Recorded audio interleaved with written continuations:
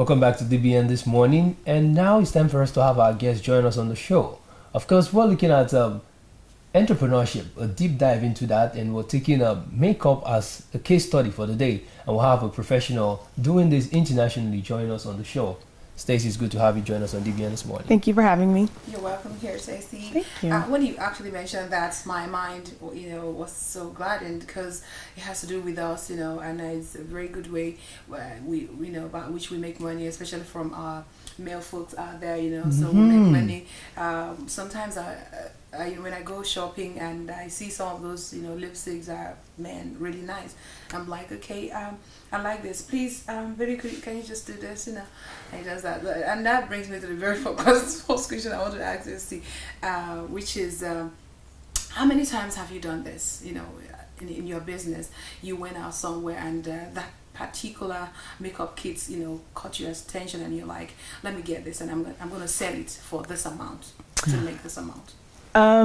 Well, I'm always shopping, so that's always something that I love to do as far as makeup. Not necessarily where I flip it to say, well, if I buy this, can I go ahead and make money off of it? But definitely, I'm always looking for the next best thing, or seeing how can I improve my client's skin tone with using this kind of foundation or this kind of primer, and going on from there. Let's look at the industry itself. How big is it in terms of market size now? Oh my gosh, it's huge. Yeah, of course. Let's take it from there. Yeah, the beauty industry is huge. It's a $1 billion industry. Anybody who wants to get into the industry and really wants to take the time, they will make their money.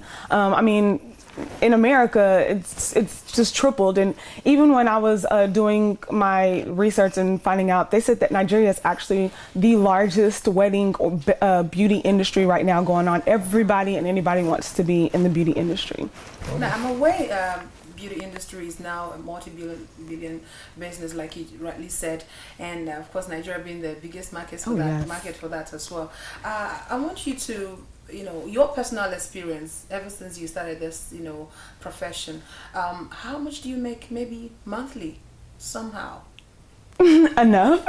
It just depends on weddings. You can make anywhere from like $1,500 to $3,000. It just depends on how many, if you're getting the bride or how many is in the wedding party, to doing even retail now, which is something that I've moved on, not only doing makeup, but now marketing and branding myself as a retail makeup artist. So it just depends. It varies. Just how much you want to put into it is what you're going to get out. Now, I think she's a high-profile makeup artist, and I was going to say, if she's one, like she has rightly said, well, how did you actually get there? Oh, wow. Well, when I was younger, my parents put us in modeling, and so it initially started off me in front of the camera as a model. So behind the stage, I would always watch the people do our makeup, do our hair, and I was like, well, I think I can do this. Upon graduation, I opened up my first business, Fashionnique Jewelry and Boutique, and I would have a makeup artist from MAC come and do my makeup. And everybody would always ask, who does your makeup? Who did your makeup? So I would now refer my makeup artist to these clients. So finally she started getting all of the clients, and I was like, you know what, I'm gonna start doing this. And I remembered at a younger age just watching these people do makeup. And I remember I went to the local drugstore, opened up a magazine, and I just copied everything that the young lady had on there. I just went home and I just started doing makeup. And with time, it just got better and better. Looking at the industry, because we want to stay closer to the business part of it. Now, the opportunities are here. Oh, yes. And we have, apart from the makeup industry, other people are looking at foreign direct investment in Nigeria, of course. The broader part of makeup, let's look at it. How does it work from the corporate sector and coming down to events itself? Break down a little bit. Let's see how this works. So first and foremost, for me, the person would go to my website, stacefacebeautybar.com, and they would look at our prices and see, what they want. If they want to just get a regular face done, then this is going to be the amount. If it's for a wedding, if it's for, girls' night out, anything. So then they would book online. Now they would put a deposit down, and it would now come to me. I would look at it, and then I would call them and do a consultation, finding out, what is it that they really want, and investigating dating, if you want to call it that. And then I would go to them, do their makeup, and just try and give them the Stace Face experience, so that now they can now go and tell other people about Stace Face, because I just don't want them to see it as, okay, this girl came to do my makeup. I want them to have an ultimate experience. And that's pretty much how, as far as from the beginning to the end, doing the makeup. Okay. Now, at one point, did you discover that this was what I was going to do, and how were you able to get to the level you are, because it's so fast for you? Oh, well, thank you. I think I realized that I really, really liked makeup probably the second year of me doing it. And I think the beauty of seeing someone come to you and trusting you that you are going to make them what they want to look like. You know, they show this picture and they say, I want to look like, you know, this person. I'm like, okay, let's do it. And they're trusting you. They're believing in you that you're going to actually make them look beautiful. And for, you know, when you turn them around and they look at themselves in the mirror and, you know, they start crying, or, you know, they start blushing, or whatever the case is, that's the beauty. And that's what I love more about, you know, as far as doing the makeup in the makeup industry. Okay, I'll take you on the part of looking at Nigeria now as a market. Coming in, what is the strategy? What is the plan you have on ground to actually make this work? So I actually, this past Saturday, or Sunday, I'm sorry, I debuted my lipstick line at the Lagos Makeup Fair. And it was really great because I got to see what here in Nigeria, what the clients are wanting, or the people are wanting.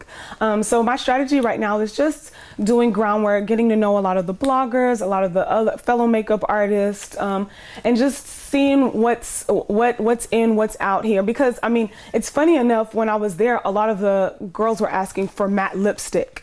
And right now, since it's the summertime, in America, we're all about like lip glosses and making it nudes and, you know, just very floral colors. So it was weird, or it was interesting to me to see like a lot of the girls wearing dark lipsticks and saying that they wanted matte. So I was like, okay, so now I need to know as far as what's in the industry here in Nigeria. So okay, we're going to be looking at best global practices. Of course, you have some international experience to an extent, and now coming in, what is it that you're looking at in terms of training and capacity building? Are you looking at doing the service to the end user, of course, or setting up institutions that will now in turn churn out more entrepreneurs in the industry? I mean, absolutely. I think first and foremost, doing makeup for people here will now get my name out there.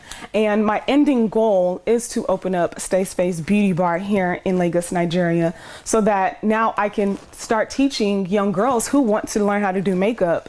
And now they can now take the experience and become entrepreneurs and, you know, become makeup artists themselves. So in terms of best global practices, what do you think is missing here that you're really bringing in as a professional? I just think the niche that I have, I think every makeup artist has their own niche. I love a clean face with a bold lip, and I think with anything, education is always makes you better. So educational wise, I know I've learned a lot, and I can now bring that here to Nigeria with some of my clients that I'll now be doing. I'll take you on this. Some of these faces you make for this people is like wearing another face and, you know, putting another face on it, you know, and a different person not wearing another face. Like you mentioned, you know, some of your clients, you know, gets you a particular picture. I want to look like this person, right. You know. So, and you have to think of, you know, the combinations. Oh, yes. And how does it go down with the personality wearing such faces that you do? You know, that's why I like to tell a lot of the girls who work underneath me or even with me is to investigate the person that you're sitting. And what I mean by investigate, just getting to know them before you start doing their face, you know their age, why they're going, you know, and most of the times the clients will tell you like, I don't want too much makeup. I want to look natural. And I've taught even the girls that are underneath me to just make the person look. You want to enhance the person's beauty, not, you know, what you were saying, not make them look like a total and complete person. So when you investigate, they're going to say, you know, they're going to bring you a picture and they're going to say, I like the way that such and such eyes. Okay, so now you know that this person loves their eyes. And that's what you're really going to hit with this client. Not more as like, you know, the cheekbones and the lips, because sometimes the red lip might not look good on, you know, this person's skin tone. So just investigate investigating and knowing who this person is, you'll definitely win at the end. Okay. No, sorry, I see beauty, makeup artistry as just like any other painter or sculptor out there who sees his image right in and try to bring it out. Now, some of those people that you make over, and for different occasions, like I heard you mention, how do you create these different pictures? In your mind and bringing it out on this individual's faces, and does it make the people outstanding as much as you think it? Absolutely. I think each and every person, once you get to know them, you'll see, like you, I love your eyes. If I were to do your face, I would definitely go towards your eyes, because your eyes are really nice, just accentuated just a little bit. Your skin is beautiful. So I think with time, you can tell with the person, okay, I can see what this person will really, really love when I'm done with doing this person's face, and so then I would go from there. Okay, so we're going to do a double now. One would be, of course, looking at the popular statement, dress to suit the occasion. Absolutely. Don't dress for the occasion, okay? Yes. So how does it work when it comes to makeup? Looking at people going to the offices on Monday, right. and of course going to the party on Friday or Saturday. So let's do that, then we'll now do the gender balancing. Right. What works for the guys and of course the ladies. I definitely think going with the natural, neutral look on Monday is awesome. I teach a lot of the girls that, if you start off natural, then all you have to do is teach the client to add a smoky eye or add a darker color on the corners to now make it a night look or Friday night look, even changing the lips, So definitely. And then as for men, I just think with their skin tone, just keeping your face nice and clean, your grooming. If you have a mustache, just make sure it's trimmed up nice, or a beard, whatever the case is, just making sure that your skin is nice. Okay, we'll call for a break. Before you do that, of course, we'll call for a break. Now we have Stacy joining us, and we're looking at dissecting what you call makeup. Sometimes I conflicted for makeover. I don't actually know what's happening, but never mind. You have our Twitter handle scrolling on our screen right now, so you can actually follow her, and of course you get to know more about it. And if you're a female there, you want to become empowered in this particular industry, probably you've started out already, this is the time to actually get on board and see how it works. It's still DBN This Morning, and you want to ask any question directly to us, it's at DBN Television. Let's go for this break. The program continues in a moment.